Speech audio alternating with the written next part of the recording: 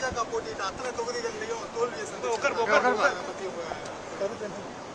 ஏற்கனவே முதல்வர்கள் முதல் பிரச்சார கூட்டம் திருச்சியில் தொடங்கும் போது நாடு நமதே 40 நமதே என்று தான் தொடங்கினார். அது அவருடைய உழைப்புக்கு கிடைத்த வெற்றி.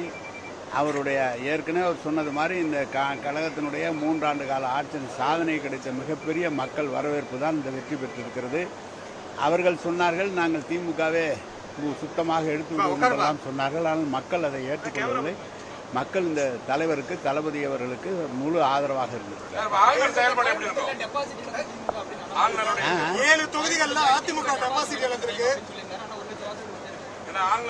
அதான் நான் சொல்றேன், எந்த இடம் தமிழ்நாடு முழுவதும் மக்கள் தளபதியினுடைய அரசுக்கு தளபதிக்கு ஆதரவாக இருந்திருக்கிறார்கள். அவங்க சொல்றாங்க டப்பா திமுக இல்லைன்றாங்க, அப்படிலாம் அவங்க தான் சொன்னாங்க. இன்னைக்கு அவங்க தான் அப்படி இருக்காங்க.